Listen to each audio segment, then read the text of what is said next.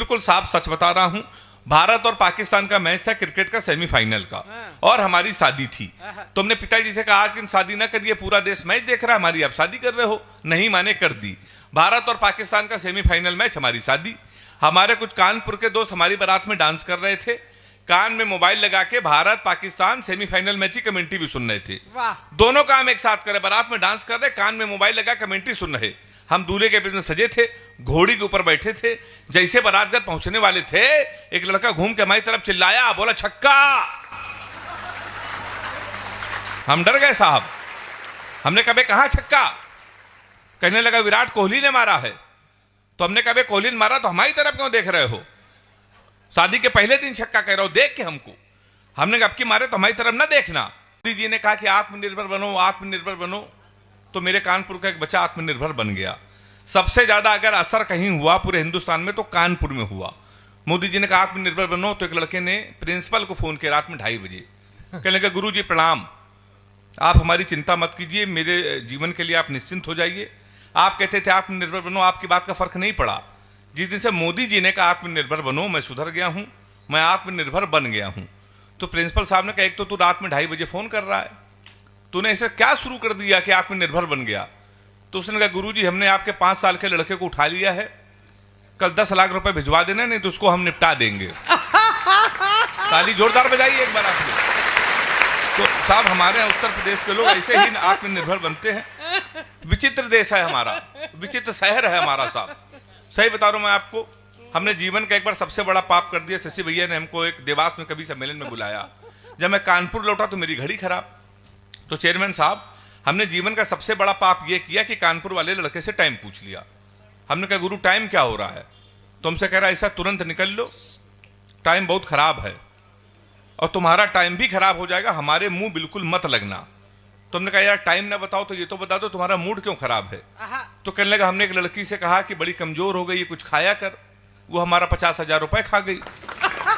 तुम हमारे मुंह लगे हो, हमारे मुंह बिल्कुल मत लगना, नहीं तुम पटक पटक के मारेंगे। तुमने कहा यार काहे मूड खराब है? तो कहने लगा मैं एक लड़की के चक्कर में 5 साल से लगे थे। हम उसको दुनिया की सबसे मर्यादित और सबसे संस्कारित लड़की समझते थे।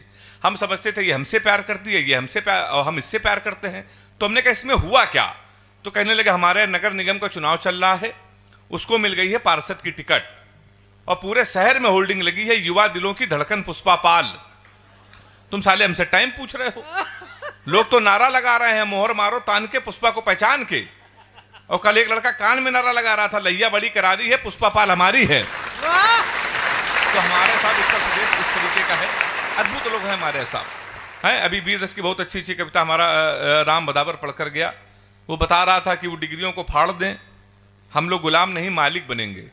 अगर ये सही कह रहा है, अगर हम लोग वास्तव में डिग्रियों को फाड़ दें तो पूरा देश उसी दिन चौकीदार हो जाएगा। देश तभी चौकीदार होगा। बहुत अच्छी कविता पढ़कर गया, वीर रस की कविता पढ़कर गया, पाकिस्तान को निपटा के गया है। अभी जब स्वर्ण पदक नीरज चोपड़ा ने जीता भाला फेंक के, तो एक वीर रस के कवि ने कहा गुरु यही भाला हम पाकिस्तान में फेंक दें तो पाकिस्तान तो निपट जाएगा।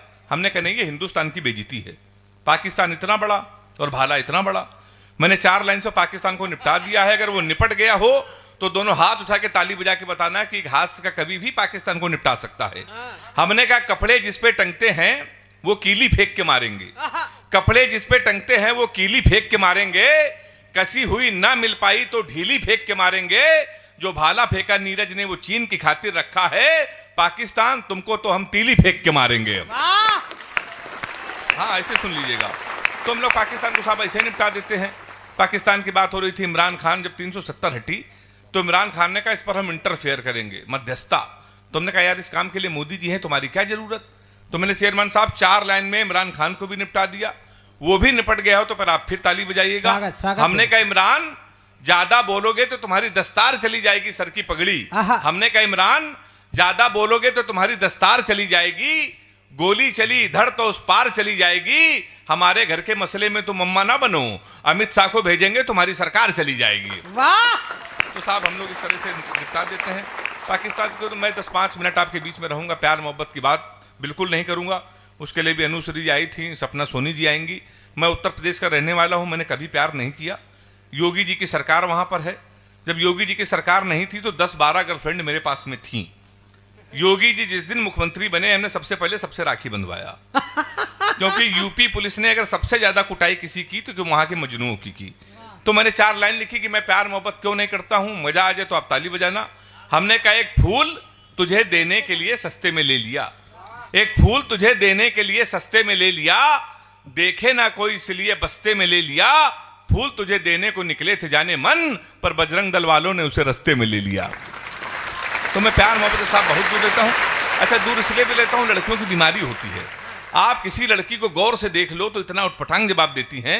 हमने एक लड़की से पूछा, हमने कहा तुम्हारा फेवरेट कलर क्या है? सुनना भैया, तो हमसे कहने लगी स्टूपिड कहीं की, कोई मैच्योर क्वेश्चन नहीं पूछ सकते। तो हमने पूछा, हमने कहा 0.8 मिलीलीटर सल्फ्यूरिक एसिड को न्यूट्राइज करने के लिए कितने मोल बाइकार्बोनेट की जरूरत पड़ेगी? तब उसने बता रहा हमारा फेवरेट कलर पिंक है। तो मैं प्यार मोहब्बत से साहब बहुत दूर रहता हूं। अच्छा, लड़कियों की बीमारी होती, बीमारी सही हो तो फिर ताली बजाइएगा। स्वागत। लड़कियों की बीमारी होती, किसी लड़की का आप गौर से देख लो तो कहेंगी देखो कैसे कुत्ते की तरह देख रहा है, ना देखो तो कहेंगी कुत्ता देख भी नहीं रहा है। तो मैं इसीलिए प्यार मोहब्बत से साहब बहुत दूर रहता हूं। अभी 1 महीने पहले मैं दुबई एक कवि सम्मेलन में गया तो एक लड़की ने हमको फोन किया, कहने कि तुम दुबई गए हो, हमारे लिए काम करते आना। हमने कहा क्या? कहने कि हमारे लिए एक सोने की चैन ले आना। अच्छा। तो हमने कहा क्यों? कहने कि हम तुमको जीवन भर याद करते रहेंगे। तो हमने कहा हम चैन नहीं लाएंगे फिर भी याद करती रहोगी। तो उसने कहा कैसे? हमने कहा जीवन भर सोचो कि हरामखोर से पहली बार कुछ कहा था लाने के लिए, कि वो भी लेके नहीं आया। तो हमारे साथ तो ये सब घटनाएं घटती हैं। असल में लड़कियां जो होती हैं साहब बहुत इमोशनल होती हैं। अच्छा। इतनी इमोशनल होती हैं, कभी कभी बड़ी लाड़ में आ जाती हैं। तो एक लड़की ने हमको फोन किया, कहने लगी सो रहे हो तो सपने भेजो, जाग रहे हो तो यादें भेजो, मुस्कुरा रहे हो तो हंसी भेजो। हमने कहा हम लोटा लेके खेत में बैठे हैं, क्या भेज दें? ताली जोरदार बजाइए एक बार आप लोग। तो मैं बहुत दूर रहता हूं साहब इसीलिए प्यार मोहब्बत से। हैं शशि भैया हैं हमारे तो संरक्षक हैं। कहने लगे यार ये प्यार मोहब्बत से दूर क्यों रहते हो, भागते क्यों? तो मैं आपको बता दूं सर, मेरा एक कानपुर का बचपन का दोस्त है, उसने हमको एक लव स्टोरी सुनाई थी रोते रोते, और हमने रोते रोते लव स्टोरी सुनी थी। तब से हमने कसम खा ली न प्यार करेंगे न किसी को प्यार करने देंगे। वो लव स्टोरी हम पूरी जावत को सुना दे रहे हैं। मेरा चैलेंज है, हिम्मत हो तो प्यार करके दिखा देना। वो लव स्टोरी कुछ इस तरीके की है, जब हम 3 साल के थे तब वो पैदा हुई थी। हम कक्षा 2 में आए, वो KG में आई। हम 5 में आए, वो 4 में आई। हम हाई स्कूल में आए, वो 9th में आई। हम इंटर में आए, वो 1st ईयर में आई। फिर हम IIT की तैयारी करने लगे। हमारे उत्तर प्रदेश के लड़के इंटर के बाद या तो SSC करते हैं या IIT करते हैं। तो हम IIT की तैयारी करने लगे, वो 1st ईयर में आ गई। हम IIT की तैयारी कर रहे थे, वो इंटर में आ गई। हम IIT की तैयारी कर रहे थे, वो BA में आ गई। हम IIT की तैयारी कर रहे थे, वो MA में आ गई। हम IIT की तैयारी कर रहे थे, उसने B.Ed कर लिया। हम IIT की तैयारी कर रहे थे, उसने M.Ed कर लिया। हम IIT की तैयारी कर रहे थे, उसने MPhil कर ली। हम IIT की तैयारी कर रहे थे, उसने PhD कर ली। हम IIT की तैयारी कर रहे थे, प्रोफेसर बन गई। शनिवार को उसकी शादी, इतवार को हमारा SSC का पेपर है। अब हिम्मत हो, किसी की हिम्मत हो तो प्यार करके दिखा देना आप। वाह। तो कभी आप प्यार नहीं कर सकते। तो हम बता रहे हमारा उत्तर प्रदेश साहब ऐसे ही है। तो जब नीरज ने स्वर्ण पदक जीता तो एक हमसे हरियाणा के लड़के ने कहा तुम्हारा उत्तर प्रदेश कितना आलसी है, मध्य प्रदेश कितना आलसी है। हरियाणा के लोग स्वर्ण पदक जीतते हैं, पंजाब के लोग स्वर्ण पदक जीतते हैं, तुम्हारे उत्तर प्रदेश के लोग कितने नकारा हैं। हाँ। तो मैं यूपी का हूं साहब, तो मुझे बहुत खराब लगा। हमने कहा ऐसा नहीं है, हरियाणा के बच्चों में यूपी और MP के बच्चों में बहुत अंतर होता है। हरियाणा का बच्चा सुबह 4 बजे जगता है, सबसे पहले वो जिम जाता है। जिम जाने के बाद वो फिर मॉर्निंग वॉक करता है, उसके बाद आता है 4-5 किलो फल खाता है, टाइम्स ऑफ इंडिया पढ़ता है, फिर वो सो जाता है। शाम को 6 बजे फिर वो उठता है, उसके बाद फिर वो जिम जाता है, फिर 2-4 घंटे टहलता है, फिर फल खाता है, फिर वो सो जाता है।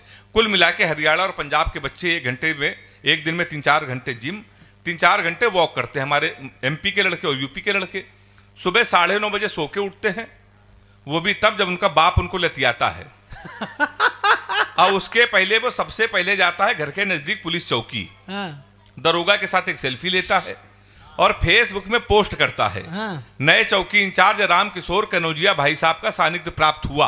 वाह। फिर आप सो जाता है आके, फिर शाम को 7-8 लोंडों के साथ वो बियर पीता है, बियर की बोतल खोलता है, तो उसी चौकी इंचार्ज को प्रेशर में लेने के लिए फोन करता है। भाई साहब पहचाना, सुबह मिले थे। अब दरोगा समझता गुरु इस समय इसके मुंह न लगो, इस समय तो धरे हुए है। फिर वही दरोगा मारते मारते उसको थाने लाता है और अपनी सेल्फी डालता है वही दरोगा। गुड्डू भैया 100 ग्राम चरस के साथ धरे गए। फिर रात भर होती है गुड्डू भैया की सिकाई। उसके बाद लोकल विधायक उसकी पैरवी करता है। फिर वो छूट के आता है, फिर वो लेता है सेकंड हैंड स्कॉर्पियो। फिर वो जिला पंचायत का चुनाव लड़ता है, फिर वो चेयरमैन बन जाता है। फिर सामने बैठ के हम कवियों को सुनता है। ताली बजा दीजिए आप लोग, यहाँ के चेयरमैन साहब के लिए नहीं है। बहुत अच्छा आप सुन रहे हैं साहब। तो मैं आपको बता रहा था, हम लोग यूपी वाले हैं, प्यार मोहब्बत से दूर रहते हैं। शशि भैया बता रहे थे कि हम लोग आधे पागल होते हैं। तो हम लोगों की शादी इसीलिए नहीं होती, रिश्ते घर पे आते हैं, पता चला लड़का हाथ से, कभी रिश्ते वहीं से लौट जाते हैं। तो जब तमाम शादियां हमारी कैंसिल हुई तो हमने शशि भैया को हाथ दिखाया। ये जितने बड़े संचालक और कवि हैं उतने बड़े ज्योतिषाचार्य भी हैं। हाथ दिखाया, हमने कहा भाई साहब हमारी शादी कब होगी? तो हमसे कहने लगे 2035 तक कोई मुहूर्त नहीं है। हमने कहा उसके बाद? बोले उसके बाद कोई जरूरत नहीं है। वाह! तो हमारी शादी कैंसिल हो गई। फिर एक रिश्ता हमारे आया तो लड़की की माँ ने हमारी माँ से पूछा लड़का क्या करता है? तो हमारी माँ का कवि है। बोले उनके पिताजी क्या करते हैं? बोले वो भी कवि। बोले उनके पिताजी? बोले वो भी कवि। बोली क्या घर में कोई इंसान नहीं है? रिश्ता लौट गया। एक महीने बाद फिर एक रिश्ता आया। फिर लड़की के माँ ने पूछा लड़का क्या करता? हमारी माँ ने कहा कवि। उन्होंने कहा शादी मंजूर। अच्छा, कवि के नाम से कई रिश्ते लौट गए थे। हमारी माँ ने कहा मंजूर क्यों? वो बोली जोड़ी बहुत अच्छी रहेगी, आपका लड़का कवि, हमारी लड़की पागल है। तो हमारी शादी कैंसिल हो गई साहब। फिर एक दिन हमारी शादी हो गई। आपको सच्ची घटना, इतने बड़े कवि हैं, हमारी बारात आए थे। बिल्कुल साफ सच बता रहा हूं, भारत और पाकिस्तान का मैच था क्रिकेट का सेमीफाइनल का, और हमारी शादी थी। तो हमने पिताजी से कहा आज की शादी ना करिए, पूरा देश मैच देख रहा है, हमारी आप शादी कर रहे हो। नहीं माने, कर दी। भारत और पाकिस्तान का सेमीफाइनल मैच, हमारी शादी। हमारे कुछ कानपुर के दोस्त हमारी बारात में डांस कर रहे थे, कान में मोबाइल लगा के भारत पाकिस्तान सेमीफाइनल मैच की कमेंट्री भी सुन रहे थे। दोनों काम एक साथ करे, बारात में डांस कर रहे, कान में मोबाइल लगा कमेंट्री सुन रहे। हम दूल्हे के में सजे थे, घोड़ी के ऊपर बैठे थे। जैसे बारातगर पहुंचने वाले थे, एक लड़का घूम के हमारी तरफ चिल्लाया, बोला छक्का। हम डर गए साहब। हमने कहा कहां छक्का? कहने लगा विराट कोहली ने मारा है। तो हमने कहा कोहली ने मारा तो हमारी तरफ क्यों देख रहे हो? शादी के पहले दिन छक्का कह रहा हो देख के हमको। हमने कहा अब की मारे तो हमारी तरफ ना देखना। पता चला 2 मिनट बाद इंडिया मैच जीत गई। किसी ने खुशी के मारे घोड़ी के नीचे सुतली बम रख दिया। अब वो बम फटा तो घोड़ी भागने लगी, हम भी भागने लगे। हमने चलती घोड़ी से पिताजी को फोन मिलाया। हमसे बोले कहां हो बेटा? हमने कहा पिताजी भाग रहे हैं। बोले किसके साथ? ताली तो आप लोग ऐसे बजा रहे इसमें बारात आए थे। हमने कहा घोड़ी के साथ। बोले बे शर्म नहीं आती, भागना तो किसी लड़की के साथ भाग जाते। हमने कहा पिताजी वो बहक गई थी। कहने लगे आज घोड़ी बहकी है, कल को गधी बहक गई तो उसके साथ भाग जाओगे। उन्होंने भाई साहब मोबाइल बंद कर लिया। तब से हम बीबी नहीं ढूंढ रहे, घोड़ी ढूंढ रहे हैं। ताली आप लोग जोरदार बजा सकते हैं।